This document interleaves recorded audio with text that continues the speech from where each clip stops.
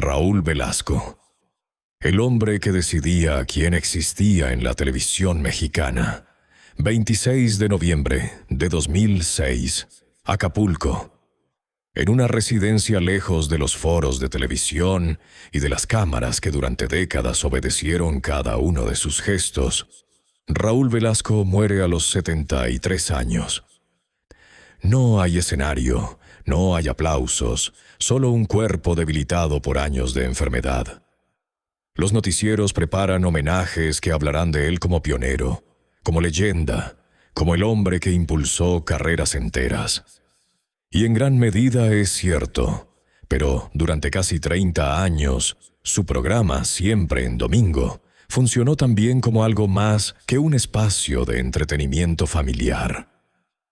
Fue, para varias generaciones de artistas mexicanos, la frontera entre existir en la televisión nacional o desaparecer de ella.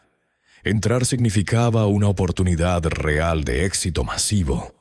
No entrar, o caer en desgracia una vez dentro, podía significar el fin silencioso de una carrera. Y en ese sistema, Raúl Velasco tenía la última palabra. Con los años, empezaron a salir a la luz, en entrevistas, documentales y testimonios directos de los propios artistas, episodios que hoy se ven con otros ojos, comentarios sobre el peso y la apariencia física de sus invitadas, humillaciones transmitidas en vivo a millones de personas, decisiones que podían acabar con una carrera en cuestión de minutos. Esta es la historia de cómo se construyó ese poder, de lo que significó estar del lado equivocado de Raúl Velasco, y de cómo ese mismo poder terminó por no poder salvarlo cuando el sistema que él ayudó a construir decidió que ya no lo necesitaba. Es importante decir, antes de continuar, que separar estas dos cosas no es sencillo, ni conviene simplificarlo. Raúl Velasco fue, para millones de mexicanos que crecieron viendo su programa cada domingo, una presencia entrañable, casi familiar, la voz que presentaba las canciones que después se convertirían en la banda sonora de toda una generación. Y al mismo tiempo, para muchos de los artistas que pasaron frente a sus cámaras, especialmente las mujeres jóvenes que empezaban su carrera, fue también la persona que decidía, con una sola frase, si su cuerpo, su vestuario o su actitud eran aceptables para seguir existiendo en la pantalla nacional. Contar esta historia bien significa sostener ambas realidades al mismo tiempo, sin que una borre a la otra. Antes de continuar, algo importante. Vamos a contar esta historia apoyándonos únicamente en episodios documentados, en entrevistas y testimonios que los propios artistas han dado a lo largo de los años, sin inventar ni exagerar más allá de lo que existe registrado. Si te interesan las historias reales detrás del poder en la televisión mexicana, este es el momento de suscribirte al canal y activar la campanita para no perderte los próximos capítulos de esta serie. Dale like si crees que estas historias merecen contarse con honestidad. Y cuéntanos en los comentarios si recuerdas algún domingo viendo este programa en familia. Ahora sí, vamos al principio, a un joven de Celaya, Guanajuato, que aprendió pronto que el dinero era permiso, era puerta, era poder. De contador a guardián de la fama. Raúl Velasco. Betancourto nace el 24 de abril de 1933 en Celaya, Guanajuato. Según distintas biografías, su familia tenía un negocio modesto, y desde joven aprendió el valor práctico del trabajo y del dinero. A los 20 años se traslada a la Ciudad de México, donde trabaja como contador en el Banco Nacional de México. Un empleo estable y ordenado que, según se ha contado en distintas semblanzas sobre su vida, le dio herramientas de análisis y organización que después aplicaría de manera muy distinta. Con el tiempo se adentra en el periodismo y el mundo del espectáculo, primero como escritor de radionovelas y cronista de entretenimiento, después como conductor de televisión. Su paso por el mundo bancario y periodístico le dio, según coinciden distintos perfiles biográficos publicados a lo largo de los años, una capacidad particular para entender el negocio detrás del entretenimiento, algo que lo distinguía de otros conductores de su generación, más enfocados exclusivamente en el carisma frente a cámaras que en la lógica comercial que sostenía a la industria. En 1969 nace Siempre en Domingo, un programa que, bajo la sombrilla de Televisa y de su entonces presidente Emilio Azcárraga Milmo, se convertiría en la vitrina musical más importante de México y de buena parte de Latinoamérica durante casi 3 décadas. Para entender la magnitud de lo que representó ese programa, hay que recordar el contexto de la televisión mexicana de aquellos años. Un país con apenas un puñado de canales nacionales, sin la fragmentación de audiencias que después traerían el cable y mucho después, Internet. En ese escenario, un programa dominical con alcance verdaderamente nacional no era simplemente un espacio de entretenimiento entre muchos. Era durante años una de las pocas puertas de entrada reales hacia la fama masiva para cualquier artista mexicano o latinoamericano. La vitrina, que también era un tribunal. Siempre en Domingo no era solamente un programa de variedades. Era, para toda una industria, el filtro definitivo. Domingo tras domingo, millones de familias mexicanas sintonizaban el programa. Y con esa audiencia masiva llegaba un poder real, el de decidir qué artista se volvía conocido en todo el país de la noche a la mañana, y qué artista, sin importar su talento, simplemente no conseguía ese empujón. Raúl Velasco no se limitaba a presentar a los invitados. Con frecuencia opinaba en vivo sobre su vestuario, su actuación, su físico, con comentarios que en su momento pocos cuestionaban abiertamente, y que hoy, vistos con otra mirada, se reconocen como parte de una cultura de exposición y humillación pública que la propia industria normalizó durante años. Distintos artistas que pasaron por el programa han descrito, en entrevistas posteriores, la sensación de que una sola frase de Velasco podía definir el rumbo de una carrera completa. Esa dinámica no era exclusiva de Velasco como individuo, sino que reflejaba, en buena medida, la estructura misma de la industria del espectáculo mexicano de esas décadas, altamente centralizada alrededor de Televisa, con muy pocos espacios alternativos de exposición nacional para un artista emergente. En ese contexto, el criterio personal de quien conducía el programa insignia de la empresa adquiría un peso desproporcionado.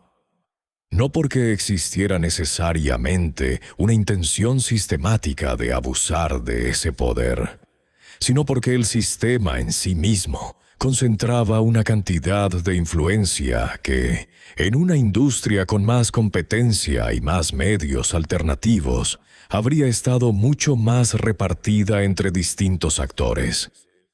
Esa concentración de poder es, en sí misma, una de las claves para entender por qué los comentarios de Velasco, buenos o malos, tenían consecuencias tan desproporcionadas sobre la vida profesional de quienes los recibían. La relación entre Velasco y Emilio Azcárraga Milmo también merece mencionarse en este punto. No como un vínculo de igual a igual, sino como el de un empleado de altísimo perfil dentro de una estructura empresarial profundamente vertical. Distintos relatos sobre la cultura interna de Televisa en esas décadas coinciden en que, por encima de la autoridad que Velasco ejercía sobre los artistas invitados a su programa, existía siempre una autoridad mayor, la de Azcárraga y los directivos de la empresa, capaz de revertir cualquier decisión de Velasco cuando los intereses comerciales de la compañía así lo requerían, como quedó demostrado en el propio caso de Boquitas Pintadas. Esa jerarquía es importante para entender que, si bien Velasco ejerció un poder real y documentado sobre las carreras de muchos artistas, ese poder no era, en última instancia, absoluto ni independiente de los intereses más amplios de la empresa para la que trabajaba. Los episodios que quedaron grabados. Existen varios momentos transmitidos en vivo y hoy ampliamente documentados en video que ilustran ese poder con particular crudeza. El 17 de enero de 1982, el cantante Fernando Villares, conocido como El Zorro, se presentó en el programa interpretando su sencillo Fugitivo, vestido con un llamativo atuendo de pieles y botas de charol rojo. El grupo había sido recomendado a Velasco por la compositora Amparo Rubín, sin que el conductor lo hubiera escuchado ni audicionado previamente.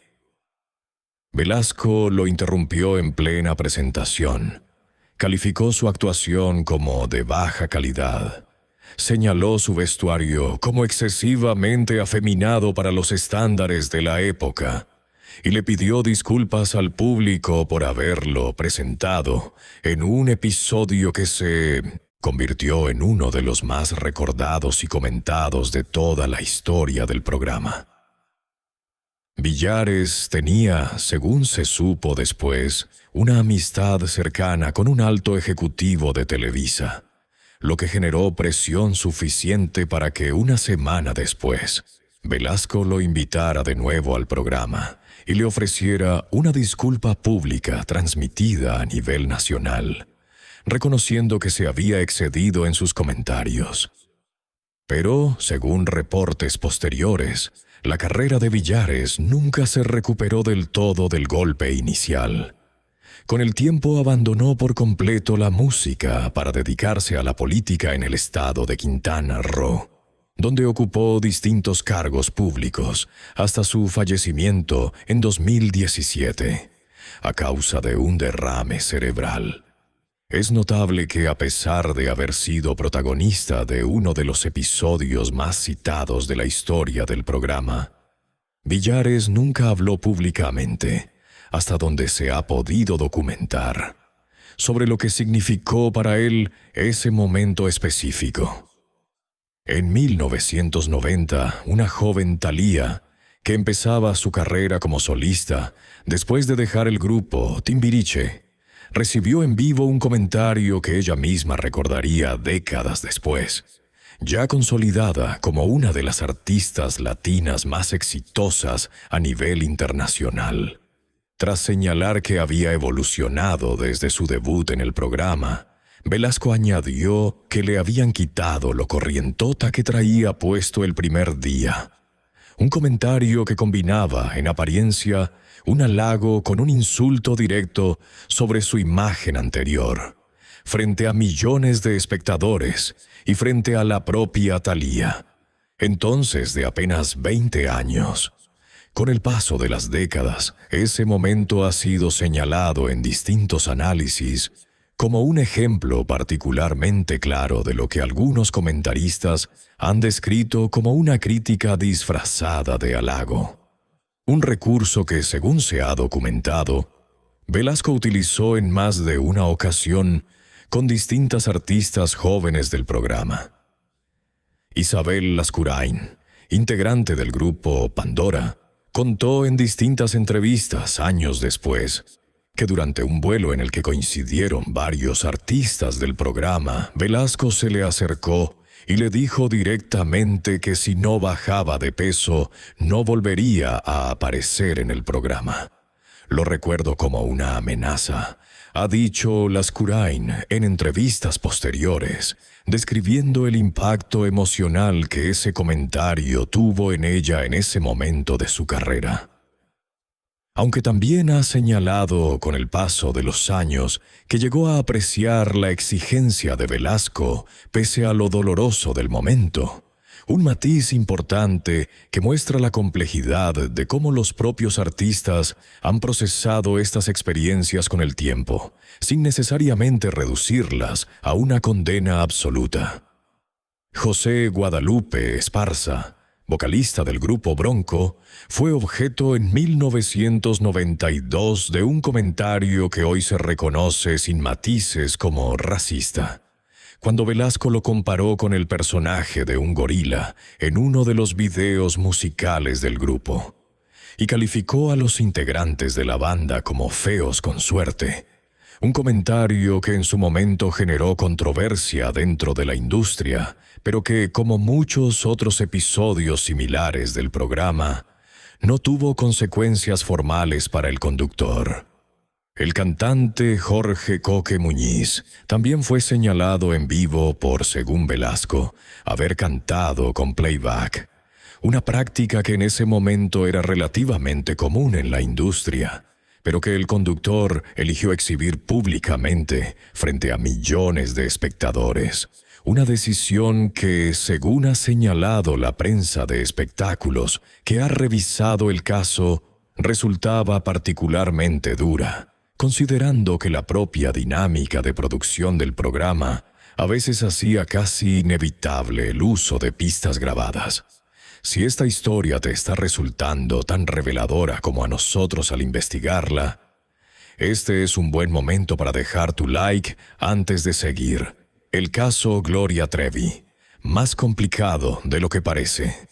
Uno de los episodios más citados en años recientes sobre Raúl Velasco tiene que ver con Gloria Trevi. En 1986, el productor Sergio Andrade Ecuos se acercó a Velasco buscando un espacio en el programa para su grupo Boquitas Pintadas, integrado por varias jóvenes, entre ellas Gloria Trevi. Según el propio Velasco relató en una entrevista años después, al ver fotografías del grupo con una imagen marcadamente sexualizada para chicas de esa edad, respondió con una frase brutal y ofensiva y se negó a presentarlas en un programa familiar, calificando su imagen con un comentario despectivo y fuera de lugar sobre su apariencia. Es importante contar este episodio con precisión, porque suele repetirse de forma incompleta.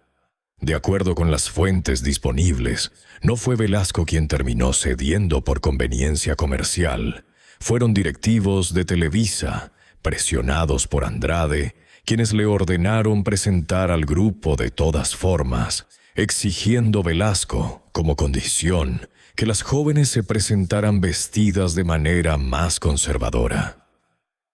Boquitas Pintadas apareció en el programa en una o dos ocasiones.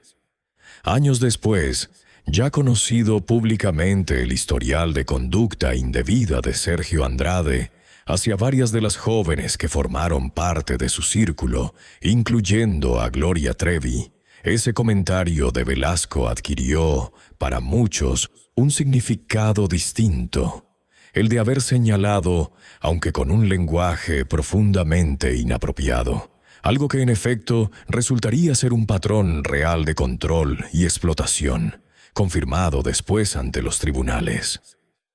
Este episodio resulta particularmente revelador porque desafía la narrativa simple de Velasco como único responsable de esta historia. Según ha contado la propia Gloria Trevi en entrevistas posteriores, incluso Emilio Azcárraga, presente en la transmisión de aquel programa junto a una autoridad eclesiástica, habría hecho un comentario similar sobre su imagen, y Velasco, lejos de sentirse incómodo por la situación, se mostró satisfecho de que su valoración inicial hubiera quedado, en cierto modo, respaldada frente a otros ejecutivos de la empresa. Esta anécdota, contada por la propia Trevi, sugiere que ese tipo de juicio sobre la imagen de las artistas jóvenes no era un fenómeno exclusivo de Velasco, sino algo mucho más extendido dentro de la cúpula directiva de Televisa en esa época, en la que Velasco operaba como una pieza visible, pero no necesariamente como el único responsable de esa cultura. Con el tiempo, distintas integrantes de Boquitas Pintadas, entre ellas María Raquenel Portillo, conocida como Mary Boquitas, han hablado públicamente sobre lo que vivieron dentro del círculo cercano a Sergio Andrade, un entorno marcado por el control extremo sobre su vida personal y profesional desde una edad muy temprana. Ese contexto posterior, revelado años después de la aparición del grupo en Siempre en Domingo, complica todavía más la lectura de aquel episodio. Un comentario cruel y fuera de lugar, pronunciado por Velasco, con un lenguaje que hoy resultaría inaceptable en cualquier contexto, pero que en su momento apuntaba, de manera torpe y ofensiva, hacia una situación de control que la propia industria terminaría por confirmar años más tarde a través de procesos judiciales contra Andrade. El veto y la sospecha de homofobia. Otro episodio que ha generado controversia en años recientes es el de Miguel Bosé. El cantante español declaró en una entrevista que Velasco le negó un espacio en el programa durante su primera visita a México. Y algunos medios interpretaron esa decisión como un posible acto de homofobia por parte del conductor, dado el estilo y la imagen de Bosé en ese momento, en una época en la que la industria del espectáculo mexicano y la sociedad mexicana en general mantenían actitudes abiertamente hostiles hacia cualquier expresión de género o sexualidad que se saliera de los márgenes tradicionales. Es importante señalar que esta interpretación ha sido, según ha reportado la prensa mexicana, desmentida en algunos relatos posteriores, y que no existe una declaración directa y confirmada de Velasco, explicando los motivos exactos de esa decisión particular, por lo que la atribución de un motivo homofóbico específico sigue siendo, hasta donde hemos podido verificar, una interpretación y no un hecho confirmado por el propio conductor. Este tipo de ambigüedad aparece de manera recurrente al revisar la biografía pública de Velasco.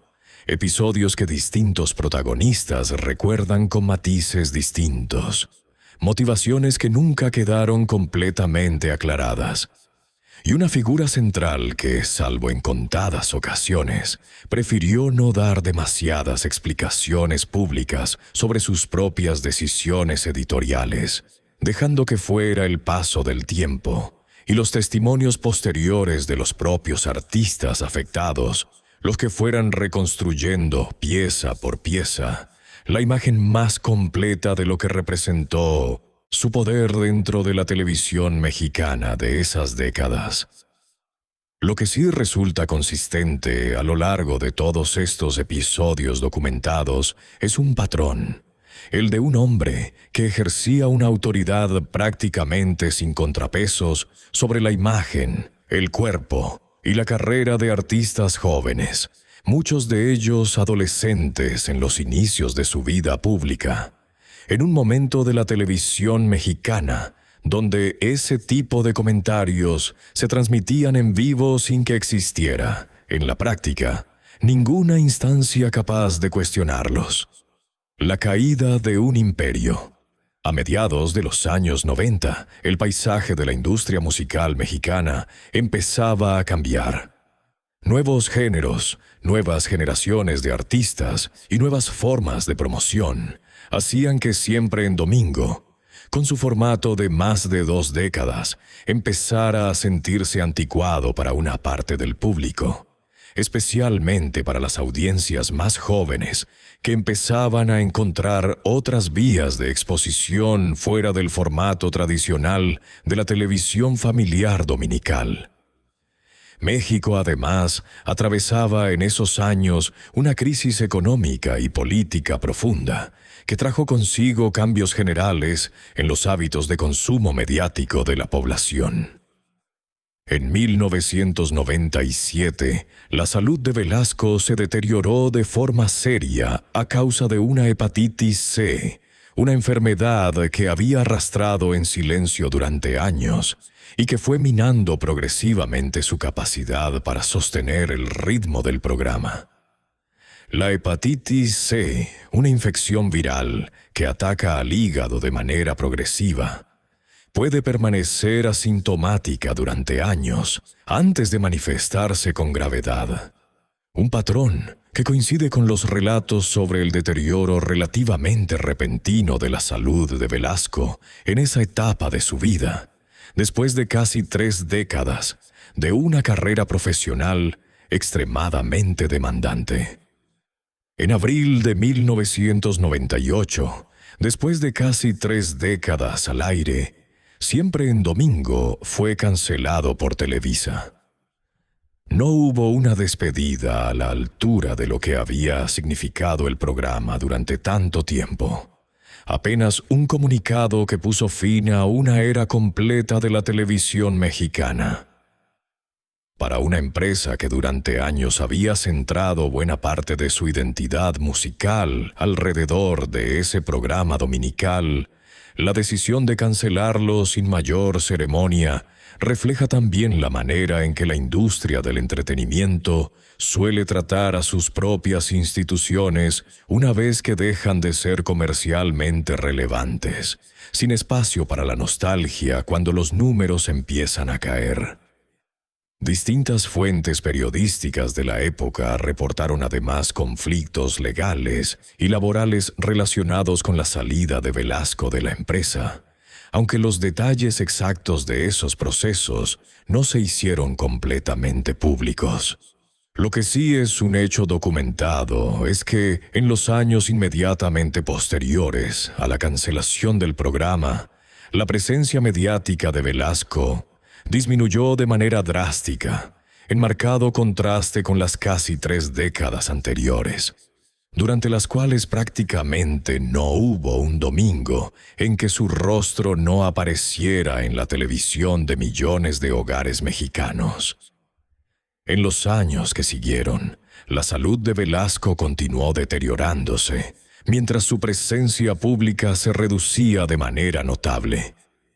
El hombre, que durante casi 30 años había decidido con una frase el destino de carreras enteras, pasó sus últimos años prácticamente alejado de los reflectores que habían definido toda su vida profesional, en un contraste que numerosos comentaristas de la época señalaron como particularmente marcado, considerando la magnitud del poder mediático que había ejercido durante tanto tiempo. Antes de cerrar esta historia, queremos leerte en los comentarios. Si ya nos dejaste tu like, cuéntanos cuál de estos episodios te parece más difícil de justificar, incluso considerando que ocurrieron en otra época. Lo que quedó después. Raúl Velasco murió el 26 de noviembre de 2006 en Acapulco, a los 73 años. Los homenajes oficiales en su momento se concentraron en su legado como impulsor de carreras y como una de las figuras fundamentales de la televisión musical mexicana. Un reconocimiento que, en términos de su influencia real sobre la industria, es completamente merecido. Pero en los años posteriores a su muerte, y sobre todo con la llegada de las redes sociales y de nuevas generaciones dispuestas a revisar con otra mirada a los ídolos del pasado, muchos de los episodios que en su momento se vivieron como parte normal del espectáculo empezaron a leerse de manera distinta. Los propios artistas que estuvieron del lado receptor de esos comentarios, muchos de ellos ya consolidados y con la seguridad suficiente para hablar del tema, empezaron a compartir sus recuerdos con más franqueza, no necesariamente para condenar a un hombre que ya no podía responder, sino para nombrar con claridad algo que durante décadas se disfrazó de entretenimiento familiar: el uso del cuerpo, la edad y la apariencia física de artistas jóvenes, muchos de ellos adolescentes, como material de exhibición pública ante millones de espectadores. Este fenómeno de revisión retrospectiva no es exclusivo del caso de Velasco. Numerosas figuras de la televisión mexicana de esa época, hombres y mujeres que ejercieron distintos tipos de poder sobre la carrera de artistas más jóvenes, han sido objeto de un escrutinio similar en años recientes a medida que las conversaciones públicas sobre abuso de poder, acoso y explotación en la industria del entretenimiento han ganado espacio en México y en el resto del mundo.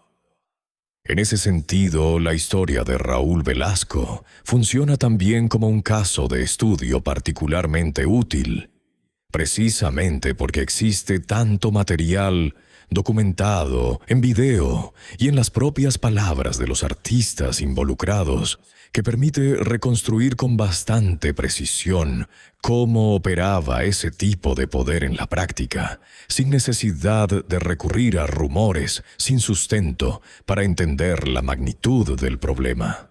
La historia de Raúl Velasco no se resume bien en una sola etiqueta. Fue, sin ninguna duda, una figura fundamental para el desarrollo de la industria musical mexicana durante casi 30 años, responsable de haber dado una plataforma masiva a artistas que después se convertirían en leyendas de la música en español. Desde Juan Gabriel hasta Thalía, pasando por decenas de figuras que sin ese programa probablemente habrían tardado mucho más tiempo en alcanzar una audiencia nacional. Y fue también, de manera igualmente documentada, un hombre que ejerció ese poder con una dureza que hoy resultaría inaceptable para cualquier televisora, comentando en vivo sobre el peso, la apariencia y el atractivo de jóvenes artistas, algunos apenas adolescentes, sin que existiera en ese momento ningún tipo de contrapeso real a esa autoridad. Ninguna de esas dos verdades cancela a la otra. Y quizás ahí está la parte más incómoda de esta historia, no en encontrar un villano fácil de señalar, sino en reconocer que toda una industria, durante casi 3 décadas, aceptó como normal que el destino profesional de tantos artistas jóvenes dependiera del humor, del criterio y a veces del capricho de un solo hombre frente a una cámara, en un sistema que, más allá del caso particular de Velasco, permitió que ese tipo de concentración de poder existiera prácticamente sin ningún mecanismo real de rendición de cuentas. Raúl Velasco murió hace casi 2 décadas, pero la conversación sobre lo que representó su poder sigue abierta cada vez que un artista de esa generación decide, finalmente, contar su versión completa de aquellos domingos. Y cada vez que una nueva generación de espectadores descubre, a través de un video viral o de una entrevista antigua, hasta qué punto la televisión familiar de aquellos años convivió, sin mayor cuestionamiento público en su momento, con comentarios y prácticas que hoy identificaríamos, sin dudarlo, como una forma de abuso de poder.